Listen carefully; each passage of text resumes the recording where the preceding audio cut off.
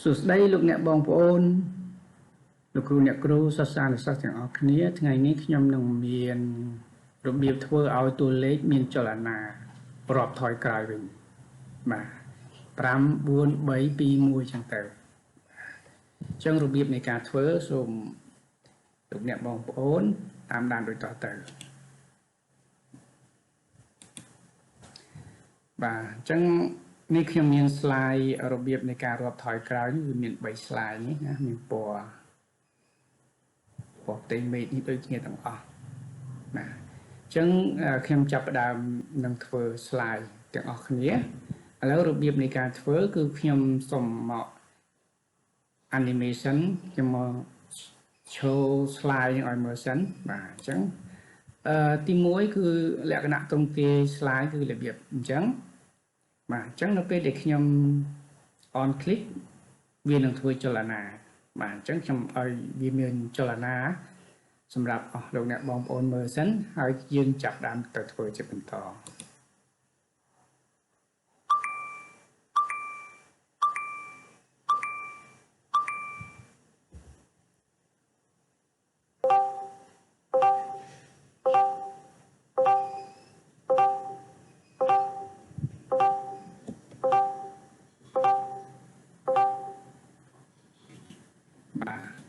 អូខេឥឡូវយើងមកអនុវត្តក្នុងការធ្វើឲ្យលេខរាប់ថយក្រោយតែម្ដង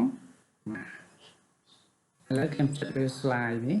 ហើយខ្ញុំ enter យើងនឹងបាន slide មួយទៀតរបៀបនៃការធ្វើទី1យើងយកមកចុចលើពាក្យថា insert ហើយយើងយកពាក្យថា save ហើយយើងមករលក្ខណៈមួយណាដែលវាស្រដៀងនឹងកិច្ចការរបស់យើងខ្ញុំយករូបនេះមកហើយខ្ញុំយកដៃខាងឆ្វេងចុចលើ keyboard ពាក្យថា Control C ហើយខ្ញុំយកដៃខាងស្ដាំសកត់លើម៉ៅខាងឆ្វេងហើយក៏អូសចេញមកឥឡូវខ្ញុំធ្វើឲ្យធំទៅដើម្បីយើងស្រួលនៅក្នុងការងារដែលយើងកែទៅវាស្រួលបាទហើយខ្ញុំដកដៃខាងម៉ៅមុនសិនដកដៃខាងស្ដាំបាទហើយយើងដកដៃខាងឆ្វេងបន្តអូខេឥឡូវខ្ញុំបានទ្រង់ទ្រាយលក្ខណៈអញ្ចឹងហើយខ្ញុំមកដូរវាក្រោមខ្ញុំមកសេរីសិនកន្លែងនេះវាមានចំណុចលឿងមួយដើម្បីឲ្យយើងសេរីតែយើងយកទំហំវាប៉ុណ្ណាទំហំខ្លះទំហំស្ដើងទំហំតូចយកប៉ុណ្ណាឥឡូវនេះខ្ញុំសម្រាប់យកប៉ុណ្ណេះចុះហើយខ្ញុំមកចាក់ background ហ្នឹងដើម្បីឲ្យវាទៅតាមពណ៌ដែលយើងត្រូវការអញ្ចឹងនៅពេលដែលយើងចាក់ background យើងយកពាក្យថា save fill យើងចុចលេខ save fill ហើយយើងរើសយកពណ៌ដែលយើងត្រូវការមកបាទឥឡូវខ្ញុំត្រូវការយកពណ៌នេះខ្ញុំចុចយកពណ៌នេះមកឬហើយ background នេះខ្ញុំចង់ដោះចោលក៏បានឬក៏ខ្ញុំចាក់ពណ៌ឲ្យវាស្តៀងហ្នឹងក៏បានដូចគ្នាដែរឥឡូវនេះខ្ញុំមកនេះ background នៅកន្លែងនេះអញ្ចឹង background នេះខ្ញុំចង់ដោះវាចោលខ្ញុំជួយ no outline អញ្ចឹង background ពណ៌រាងខ្មៅវិញដោះបានហើយឥឡូវខ្ញុំមកយកទិដ្ឋភាពនៅខាងក្នុងខ្ញុំចុចអានេះមកមើលសិនបាទ copy សិនបាទអញ្ចឹងខ្ញុំចុចលើហើយ copy ចុច Ctrl Cហើយយកមកដាក់នៅលើ slide ដែលយើងមកអនុវត្ត Ctrl V យើងផាសវាចេញមកខ្ញុំចាប់វាទៅខាងគៀនឥឡូវយើងត្រូវការផ្ទៃពណ៌ខ្មៅនៅចំកណ្ដាលយើងយកមកយើងមកចុចរកពាក្យថា insert ហើយរកពាក្យថា shape ហើយយើងមកចំណុចកមូលនេះមកបាទមូលនេះមកគឺយកមកដាក់ឲ្យចំកណ្ដាលចឹងមកបាទចំកន្លែងណាក៏បានដែរប៉ុន្តែងាយស្រួលដែលយើងដាក់ចំកណ្ដាលហើយយើងចុចពាក្យថា Control C ចុច keyboard យើងណា Control C ហើយយើងសកត់មកខាងឆ្វេងមកយើងនឹងបានរង្វង់មូលហើយយើងមើលតាមតម្រូវការយើងឥឡូវរង្វង់មូលនេះខ្ញុំយកប៉ុណ្ណេះចុះហើយខ្ញុំរោចំណុចកណ្ដាលឲ្យរង្វង់មូលហ្នឹងខ្ញុំយកពាក្យថា align center align middle ណា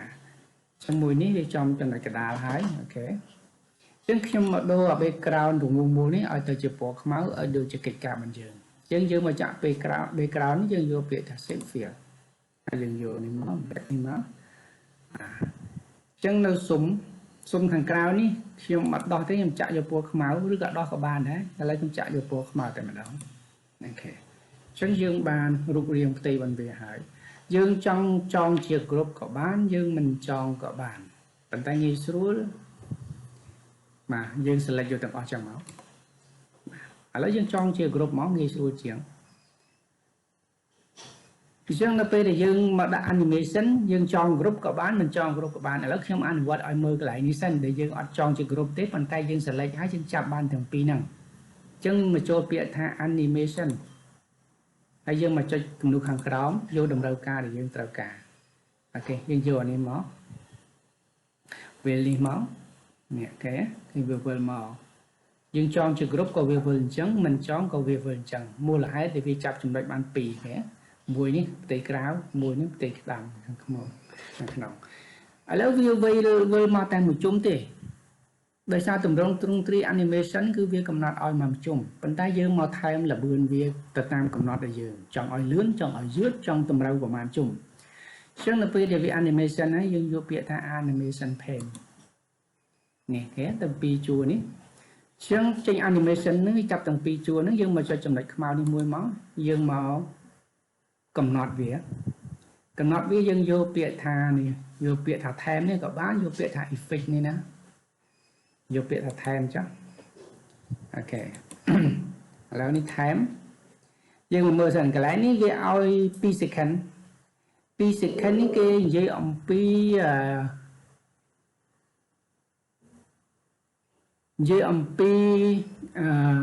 របៀបលឿនល្បឿនរបស់វាអញ្ចឹងល្បឿនរបស់វារៀងយឺតអញ្ចឹងខ្ញុំកន្លែងនេះខ្ញុំចុចដាក់កន្លែងនេះខ្ញុំយកមួយឬក៏យើងវាយលេខបញ្ចូលក៏បានយក1 second បាទកន្លែងនេះគេចង់និយាយអំពីការវិលជុំយើងត្រូវការវិលប្រហែលជុំបើសិនជាយើងវាយលេខ5ជុំយើងយកវិល5ដងទៅបើកាលណាយើងចង់ឲ្យវាវិល10ជុំយើងយកលេខ10នេះទៅប៉ុន្តែលេខយើងត្រូវតែមាន10ដែរបើកាលណាយើងយក5នេះគឺលេខយើងមានតែ5លេខទេឥឡូវនៅក្នុងកិច្ចការយើងទី1នេះគឺមាន5លេខអញ្ចឹងខ្ញុំយកវិលតែ5ជុំទេវាលេខ5ហើយខ្ញុំអូខេអញ្ចឹងវាចាប់ដាក់1 2 3 4 5ចប់ទេពេលណាយើងយក10ជុំវានឹងវិល10ដង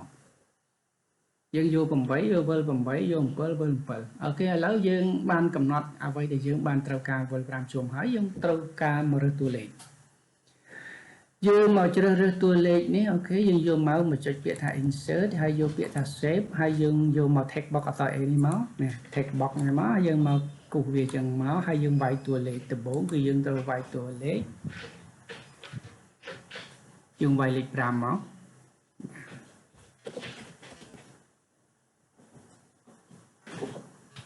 ឥឡូវយើងវាយលេខ5មកលេខ5ដូរភាសាដាក់លេខ5នេះអូខេឥឡូវយើងបានលេខ5ហើយយើងយកលេខ5ហ្នឹងក៏បានយើងមកដូរយកទ្រង់ទ្រាយលេខឲ្យដូចគេក៏បានលេខនេះអូខេអញ្ចឹងយើងមកដាក់ទំហំលេខនេះឲ្យបានធំអញ្ចឹងខ្ញុំចុចដាក់ទំហំលេខនេះយកអស់ធំមកពីនៅស្ទើរទៀតលេខកាលណាយើងចូលកណ្ដាលនៅតូចឥឡូវខ្ញុំវាយតួលេខចូលដល់វាយយកលេខទំហំវា200បាទទៅមកខ្ញុំរកចំណុចកណ្ដាលចំណុចកណ្ដាលនៅក្នុងស៊ុំវានៅក្នុង text box វានេះហើយឥឡូវខ្ញុំរកចំណុចកណ្ដាលដែលវាលោតមកចូលចំណុចកណ្ដាលនេះអញ្ចឹងខ្ញុំចុចពាក្យថា save format ហើយយើងយកពាក្យថា align center align middle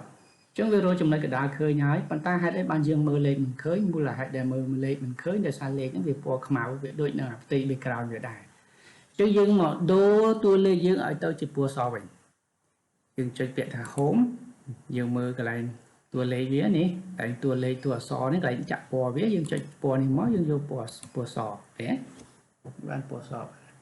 ឡូវតម្រងទ្រង់ទ្រាយវាចេញមកលក្ខណៈបែបហ្នឹងបាទចឹងយើងត្រូវការ copy គឺនៅក្នុងនេះវាមានលេខ5ណាបើយើងត្រូវការវិល5ដងបាទឥឡូវខ្ញុំត្រូវការវិលនេះខ្ញុំចុចកន្លែងនេះឲ្យមើលសិននេះកន្លែងនេះណានេះវាត្រូវការ5 4 3 2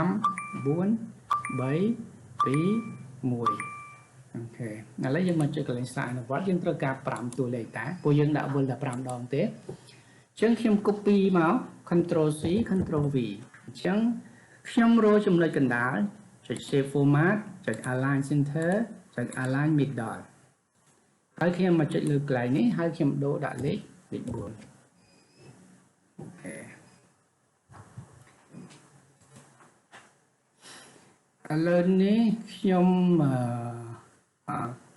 ខុសតិចយើងត្រូវ animation តួលេខ5សិនចឹងខ្ញុំលុបវាចោលទៅឥឡូវយើងមក animation សិននេះ animation លេខ5នេះសិន animation យើងយកពាក្យ animation ចុចចូលចំណុចនេះមកហើយយកគោលដៅដែលយើងត្រូវការធ្វើបាទ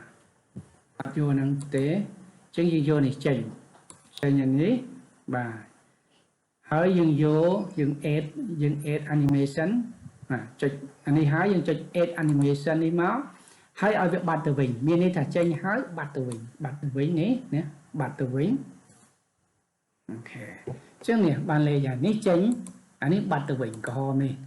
ពណ៌ទ្រូជេកនេះបាទពណ៌បៃតងនេះចេញពណ៌ក្រហមនេះគឺបំបត្តិទៅវិញគឺយើងចុច add ណាចុច add ចឹងកន្លែងនេះខ្ញុំមកកំណត់វាសិនទី1នេះមកកំណត់សិនយើងមកកំណត់កន្លែងនេះក៏បានដែរឥឡូវយើងកំណត់កន្លែងនេះគឺខ្ញុំរើសយកកន្លែងនេះខ្ញុំយកពាក្យថា with provia បើន័យថាបើកមកចេញតែម្ដងណា with provia ចឹងកន្លែងនេះខ្ញុំដាក់កំណត់ប្រមាណកំណត់វាគឺខ្ញុំដាក់ទីនេះមិនបាច់ដាក់ទេខ្ញុំមកកំណត់ខាងនេះវិញបាទកន្លែងនេះគឺខ្ញុំយកពាក្យថា with provia ដូចគ្នាគឺឲ្យវាចេញជាមួយគ្នាប៉ុន្តែបើចេញជាមួយគ្នាមិនកើតទៅបើនេះចេញមកអានេះបាត់ទៅវិញអញ្ចឹងយើងមកកំណត់កន្លែងនេះឲ្យតួនេះចេញ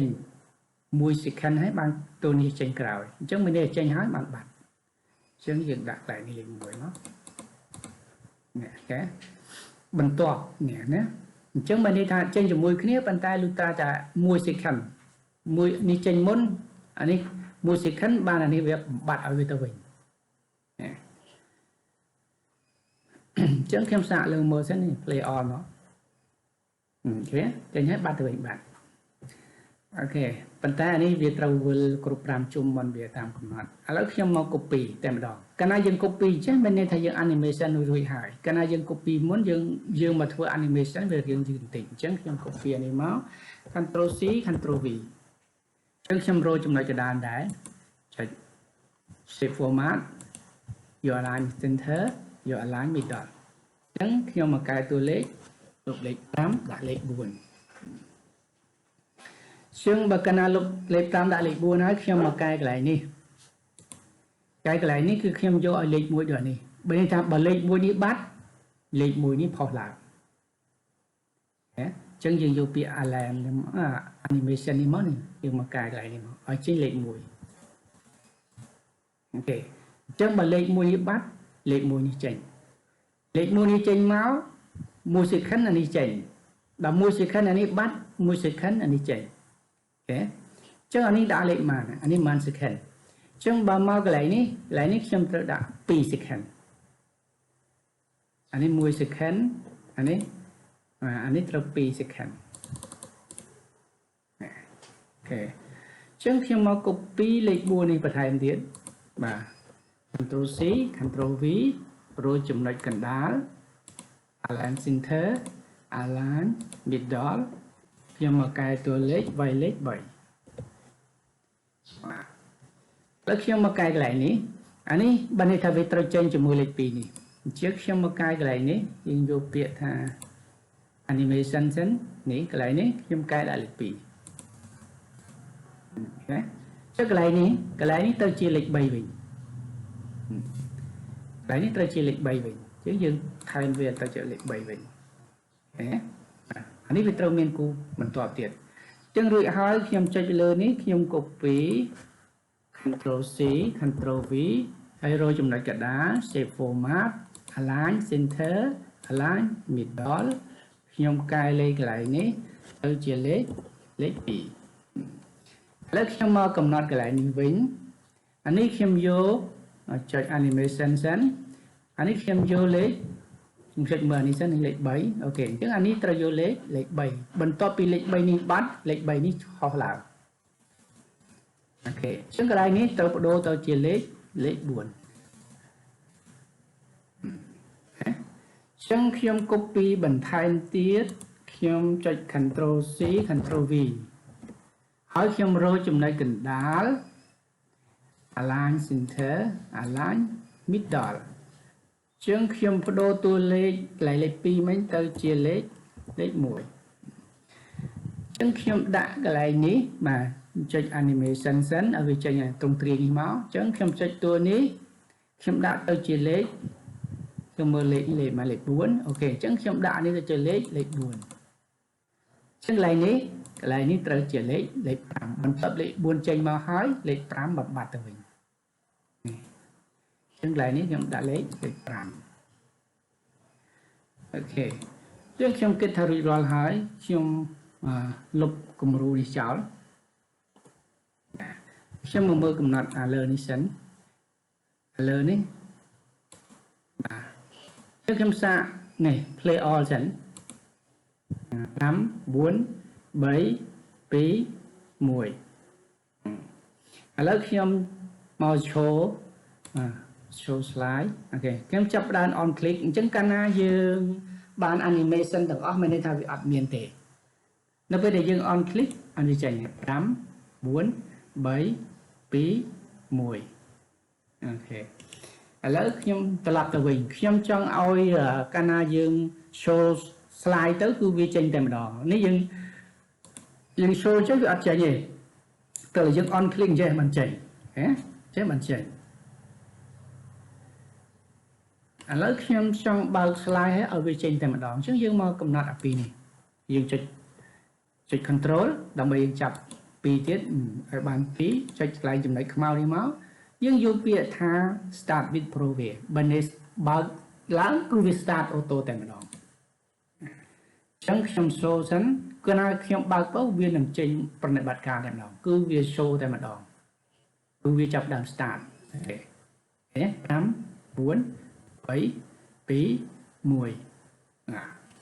អញ្ចឹងត្រឡប់មកវិញកាលណាយើងចង់ឲ្យវារត់លេខ10យើងត្រូវដាក់កំណត់លេខកន្លែងដំបូងវានេះឲ្យបាន10ជុំកាលណាយើងដាក់លេខមានតែ5យើងដាក់អានេះឲ្យរត់តែ5ជុំទេណា1 2 3 4 5ឃើញទេឲ្យតែ5ជុំទេបាទអញ្ចឹងនៅក្នុងនេះមាន slide មួយទៀតវាមានកន្លែងនេះមានលេខ10នេះខ្ញុំឲ្យវា play all សិន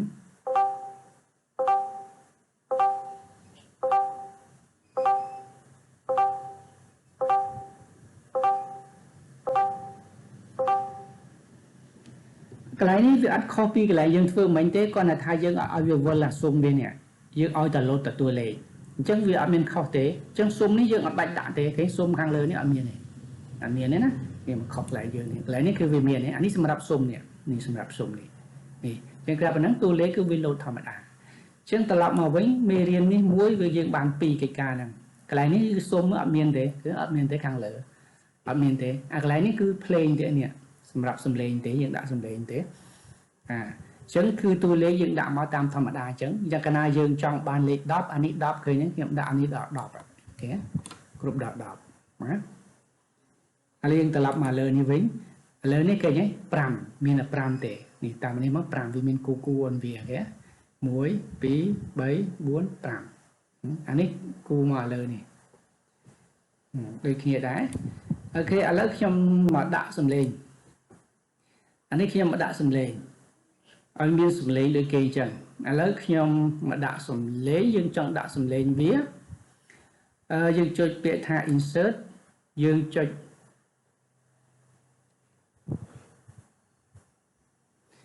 យើងមកដាក់សំឡេងវាយើងមិនបាច់ចាំចុច insert ក៏បានវាមានច្រើនវិធីឥឡូវខ្ញុំចុចកន្លែងនេះមកខ្ញុំរកសំឡេងយកមកដាក់ក៏បានឥឡូវខ្ញុំយកសំឡេងនេះមកនេះយើងរើសមកសំឡេងយើងទុកកន្លែងណាឥឡូវខ្ញុំរើសឲ្យតាមរបៀបរបបខ្ញុំដាក់នៅក្នុង 3D ខ្ញុំរើសមក 3D នេះសំឡេងនេះ audio នេះ MP3 នេះខ្ញុំចុចបើកមកឥឡូវខ្ញុំយកសំឡេងនេះណានេះ Apple Play Sound នេះខ្ញុំយកសំឡេងហ្នឹងចុចលើអញ្ចឹងមកខ្ញុំ copy មក Ctrl C អូខេហើយយើងមកបើក PowerPoint យើងមកនេះ slide យើងអញ្ចឹងមកហើយខ្ញុំផាសវាចេញមក Ctrl V តែខ្ញុំសូមប្រាប់ថារបៀបដាក់សំឡេងវាមានច្រើនបែបបទណាអញ្ចឹងខ្ញុំដាក់មកកន្លែងទីនេះកុំឲ្យគេឃើញលុបនេះចេញសិនមកអញ្ចឹងខ្ញុំដាក់មកទីនេះសំឡេងបាទសំឡេងបើកស្ដាប់មកអូខេអញ្ចឹងសំឡេងអញ្ចឹងហើយខ្ញុំ animation មក animation pane បានវាចេញត្រង់ទីនេះសំឡេងអញ្ចឹងសំឡេងនេះខ្ញុំមកកំណត់មកនេះចាក់នេះមកកំណត់អូខេខ្ញុំយកពាក្យថាថែមនេះមកឥឡូវយើងមកកំណត់វា សួរយើងទី1យើងដាក់ឲ្យវា click បានចេញឬក៏ឲ្យវាចេញរបៀបមិនយើងមាន3ដំណាក់កាលមួយ on click មួយ with Provia មួយ enter with Provia អញ្ចឹងយើងត្រូវឲ្យវាចេញជាមួយនឹង slide របស់យើងត្រូវតាម with Provia បើន័យឲ្យវាចេញសំឡេងចេញហើយនឹងតួលេខគឺវារត់មកជាមួយគ្នាអូខេអញ្ចឹងសួរថាសំឡេងហ្នឹងប្រមាណដងនេះកន្លែងនេះគេសួរថាសំឡេងយើងឲ្យវារត់ប្រមាណដងអញ្ចឹងបើសិនតែតួលេខយើងមាន5ដងយើងដាក់5ដងតួលេខយើងមាន10យើងដាក់10ឥឡូវតួលេខយើងកន្លែងនេះយើងធ្វើតែ5ទេយើងដាក់5សំឡេងហ្នឹងឲ្យវាលោត5ដង1 2 3ទៅតាមតួលេខរបស់យើងហើយយើងអូខេណាឥឡូវខ្ញុំសាកមើលនេះplay all នេះមកណា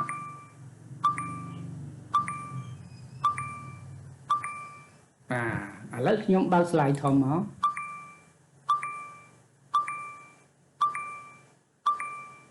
ណារឿងសំឡេងឬក៏តួលេខបើសិនជាបងប្អូនធ្វើខ្លួនឯងអាស្រ័យលើបងប្អូនដាក់សំឡេងបែបណាក៏បានតួលេខដាក់ប្រមាណក៏បានដែរប៉ុន្តែចំនួនសុំវានេះយើងត្រូវដាក់ឲ្យតាមចំនួនតួលេខចឹងទៅបាទ